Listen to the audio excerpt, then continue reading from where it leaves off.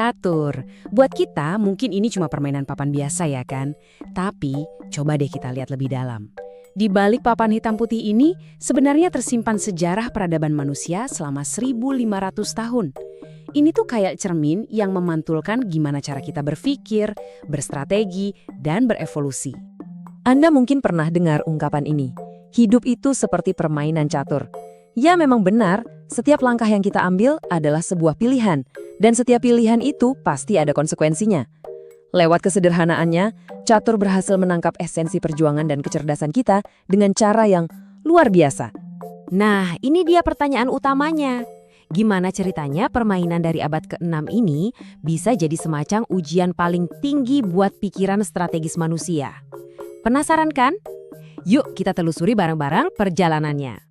Oke, sebelum kita mundur jauh ke masa lalu, kita mulai dari sini dulu, dari dunia kita sekarang. Karena ternyata catur itu punya makna yang sangat modern dan relevan banget buat kita hari ini. Coba deh perhatikan, kalau di film, karakter yang jenius itu hampir selalu digambarkan lagi main catur kan? Terus di dunia teknologi, pertarungan antara Grandmaster catur melawan AI itu jadi tolok ukur seberapa canggih sebuah mesin. Jadi catur itu udah jadi simbol kecerdasan murni. Sebuah arena di mana kehebatan itu nggak bisa dibeli, tapi harus diasah dan dibuktikan. Sekarang, ayo kita tarik waktu mundur ke akarnya. Jauh sebelum jadi simbol kecerdasan, catur itu lahir dari kebutuhan yang sangat praktis loh, yaitu sebagai alat untuk perang. Nah, ini dia titik awalnya, Caturangga dari India abad ke-6. Ini bukan sekedar permainan, tapi bisa dibilang simulator perang. Tiap-tiap bidaknya itu mewakili divisi militer sungguhan. Pion itu infanteri, kuda itu kavaleri, terus ada gajah dan benteng sebagai kereta perang.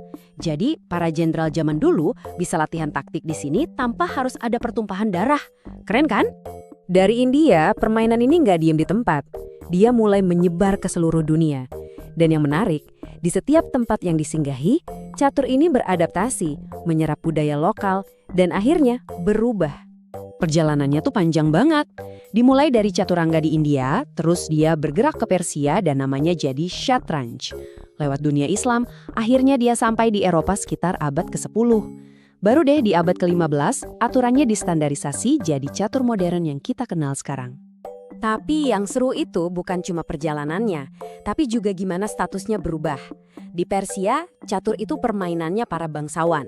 Terus di Eropa jadi semacam latihan otak buat para intelektual. Jadi pelan-pelan catur ini berevolusi dari yang tadinya simulator perang jadi simbol status dan kecerdasan. Permainan ini pun terus berkembang. Dari yang tadinya cuma hiburan santai jadi sebuah kompetisi yang serius. Nah, di era baru inilah terjadi sebuah revolusi besar dalam cara kita memahami strategi.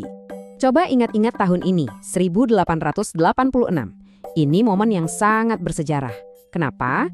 Karena untuk pertama kalinya, kejuaraan catur dunia resmi diadakan. Momen inilah yang selamanya mengubah catur dari sekedar hobi jadi sebuah olahraga profesional.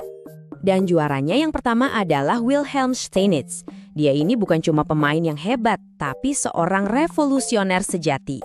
Steinitz inilah yang mengubah catur dari yang tadinya cuma seni menyerang menjadi sebuah ilmu strategi yang sangat mendalam. Nah, revolusinya tuh di sini. Gaya main yang lama, yang sering disebut romantis, itu fokusnya ke serangan-serangan berani dan pengorbanan yang dramatis. Sementara Steinitz, dia memperkenalkan gaya posisional.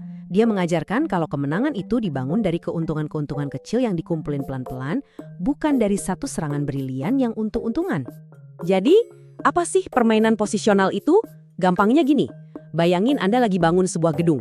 Daripada langsung pasang atap, Anda fokus dulu bangun fondasi yang kokoh, pilar demi pilar. Nah, itulah idenya Steinitz. Kuasai pusat papan, bangun struktur pion yang kuat, nanti juga posisi lawan bakal runtuh dengan sendirinya.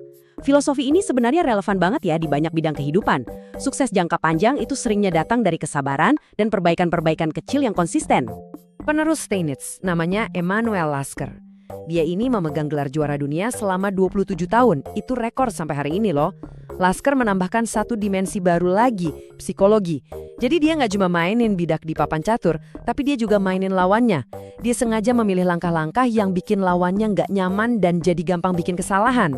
Setelah jadi pertarungan ilmiah dan psikologis, di abad ke-20, catur ditarik ke panggung yang jauh lebih besar lagi, panggung politik global.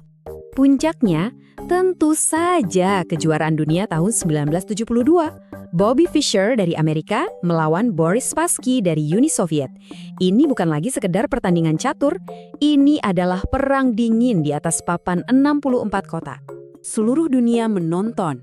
Fischer, seorang jenius yang eksentrik, seorang diri menantang mesin catur Soviet yang sudah dominan selama 24 tahun.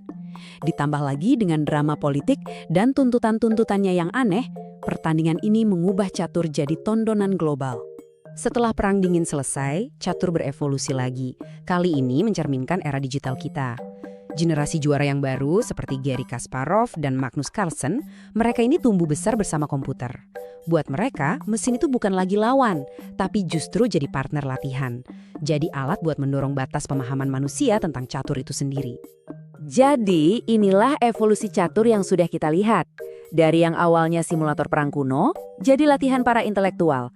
Terus jadi pertarungan ilmiah, jadi arena proksi politik, dan sekarang jadi simbol kolaborasi antara kecerdasan manusia dan mesin. Setiap zaman ternyata memberikan makna baru bagi permainan ini.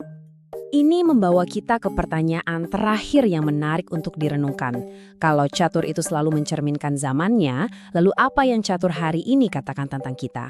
Di dunia yang serba didorong oleh data dan AI, mungkin cara kita main catur, yaitu berkolaborasi dengan mesin untuk mencari solusi, adalah cerminan dari cara kita sekarang memecahkan masalah, berinovasi, dan bahkan mendefinisikan kembali apa artinya menjadi manusia. Sebuah pemikiran yang menarik, bukan?